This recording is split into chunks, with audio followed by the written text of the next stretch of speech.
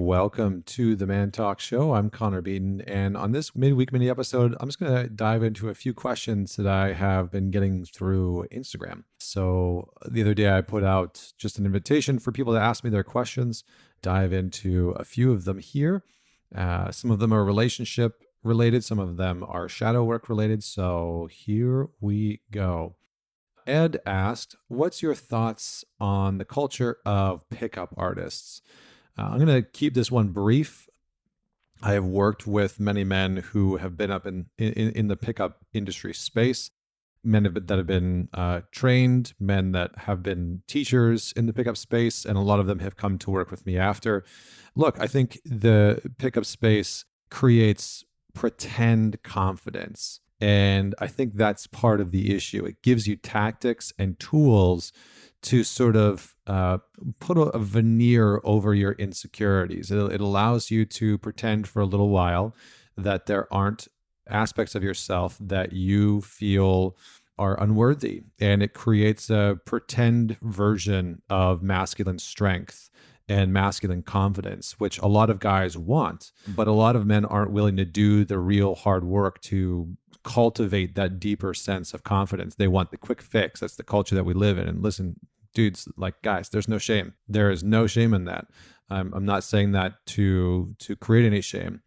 The reality is that at some point it's going to break down. So for most men that go through pickup and they learn these sayings and they learn how to nag and they learn, how to engage with the woman in a way where it's going to, it's going to get her to engage with him.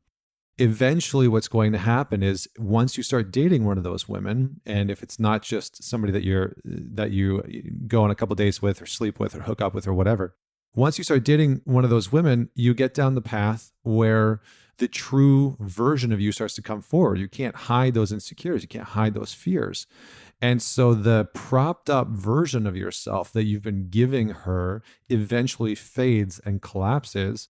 And you fall back into these older patterns and tendencies of being a needy man or being too nice or not actually asking for what you need or whatever the case may be. And so she feels like she's been duped. And that can cause her to bail out pretty quick and leaving you wondering what happened. So, authenticity is one of your greatest superpowers. And my perspective on the pickup industry, the culture around pickup artists, is that it is trying to teach men how to develop confidence through somewhat coercive means. That's not all pickup artists. That's not the entire industry. For a while there, I think it was, pretty gnarly. But in actuality, what most men are looking for, and this is, I hesitate to go down this path, but I think what it does for a lot of men is it gives them the sensation and the air of alpha when they maybe feel like they're in a beta position. And I haven't often brought in alpha and beta context or frameworks into my podcast before, into many of my conversations. And so I'm not going to spend a lot of time here because I don't think it's worthwhile right now. But what I will say is that a lot of men that go into the pickup space, that enter into that culture, they often feel ineffective or insecure in some way. And they're looking to bolster that insecurity. Now, does the pickup culture support some of those men? Absolutely, right? Some men will go in and they'll go through things like rejection therapy, and some pickup trainers will teach men to just get rejected.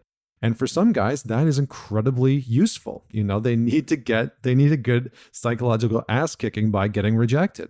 So there are some aspects to it that can be fruitful, but for the most part, the pickup culture is about sort of hiding some of your insecurities, hiding these perceived weaker parts of you that when you get into a more long-term substantiated relationship, inevitably start to sabotage you. And so I think in the long term, it can do sometimes for some men more harm than good, but for other men, it's going to be the sort of, getting out of their comfort zone that they needed to prove to themselves. So it really depends. I think that there are more, I guess the word is that I'm looking for, there are more authentic or congruent ways to do it, right? You can go do normal Mr. Nice Guy and get into a men's group, and you can still go through rejection therapy. but learning how to manipulate or nag or prey on, a woman's weakness. I mean, it's neither here nor there. It's not for me to judge, but I think for most men, it is not going to leave them in a really deeply connected, authentic relationship when they get into a long-term one. So, boom, there we go. Moving on to the next question, Scott asked, will you speak to the process, not process, because it's not PRAW. I'm from Canada. We use the British English. Will you speak to the process of surrendering to a difficult experience? Yeah, okay, Scott, this is a great question. I think for a lot of men, we have been told that if we can't fix, solve, or build or sort of muscle our way out of a difficult situation or problem, that there is something inherently wrong with us as a man. And I've definitely fallen into that trap before, where I have felt the need to be in like complete control.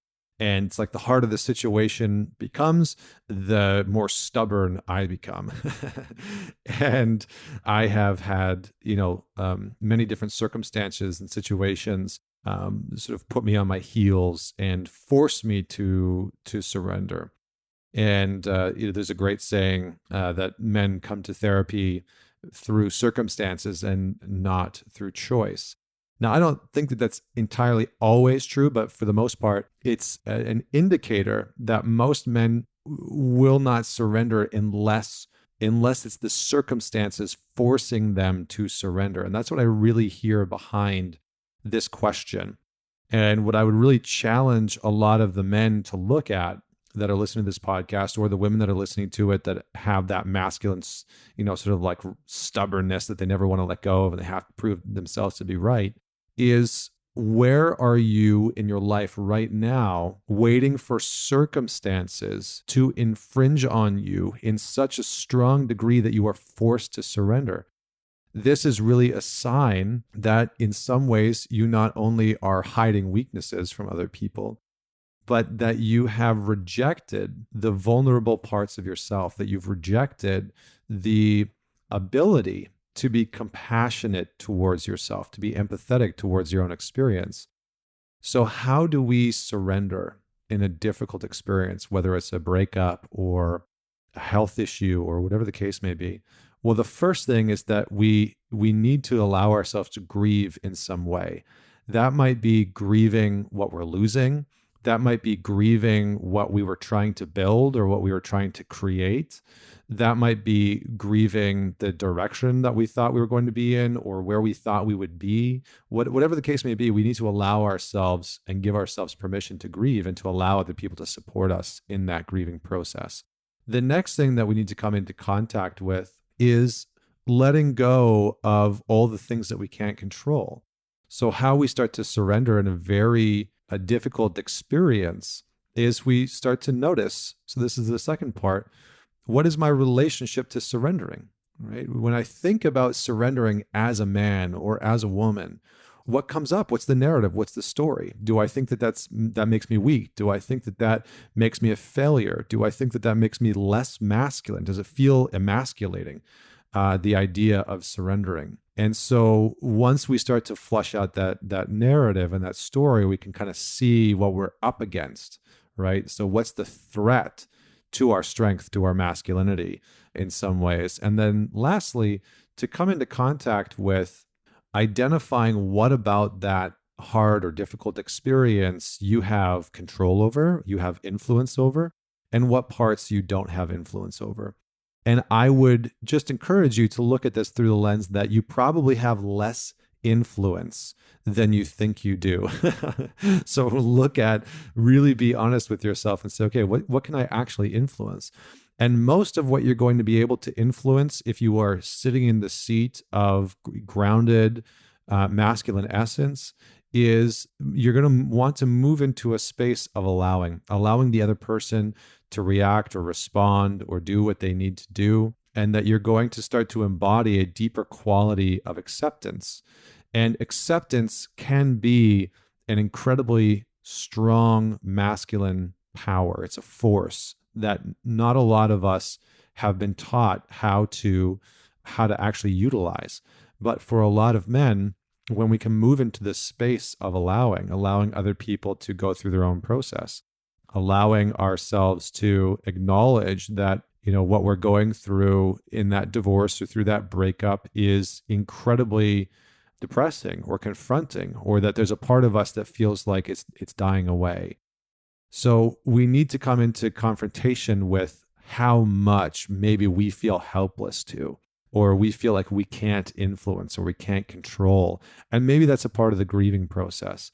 And then finally, the last part that I would say about how we surrender to a difficult experience is we come into contact with and observe the part of us that is actually craving the letting go, that's craving the allowing, that is less interested in the battle or the war that we naturally want to engage in. And we come back to a more centered way of being within ourselves that allows us to say, okay, this is not what I expected. This is not what I wanted, but I can find strength in allowing, and I can find a kind of resiliency, right? It's like Bruce Lee said, be like water, right? What he was really saying is you can go low, you can go high, you can expand, there's so many options of how water moves and flows. And so when we can be in that flow, which is what our modern culture is really asking us for right now, when we move into that flow, there's a tremendous amount of power within that allowing.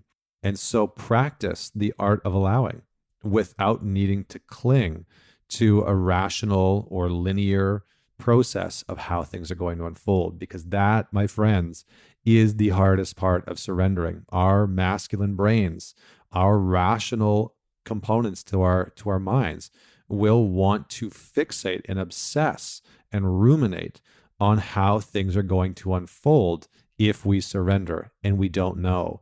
And this is the practice of being in our masculine core and being in awe and in wonder of the things that we can't control, of the things that we can't predict. And we come into a sense of wonder at the vastness of what we don't know and what we can't control, and at the vastness of what's outside of us. And there's a strength and a depth and a beauty and a resiliency that is hidden within that. So lastly, Ben asked the question, I'm processing a breakup and I'm wondering how I can work through that breakup in a way where it doesn't impact my future relationships. So how do I process my breakup in a way that doesn't impact my future relationships? This is a big question, and I probably should have given it its own podcast, and maybe I will do that in another podcast and go much more in depth than what I'm about to do.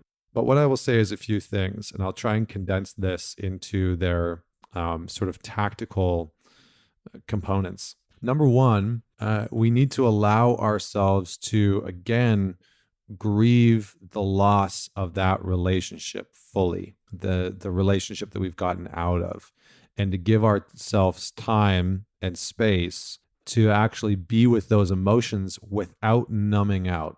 So what I want you to do is if you're going through a breakup or if you've ever gone through one, these are good to write down. So you can look at, number one, what do I normally use to numb out after a breakup? Do you use porn? Do you use booze? Do you use drugs? Do you use other partners and sex? Do you use social media? Do you sit and play video games? Like, what do you do to numb out? So get very clear on what your normal coping mechanisms are. Secondly, allow yourself to fully grieve the relationship. That might mean that you're pissed for a few weeks. It might mean that you're angry. It might mean that you are incredibly sad, right? And that there's just this sort of weight that sets in because it was tough. It's tough to let go of a relationship, even regardless of whether you're the one that broke up with them or they broke up with you, or it was mutual. So allow yourself to grieve the loss of that relationship. What are you missing about that person?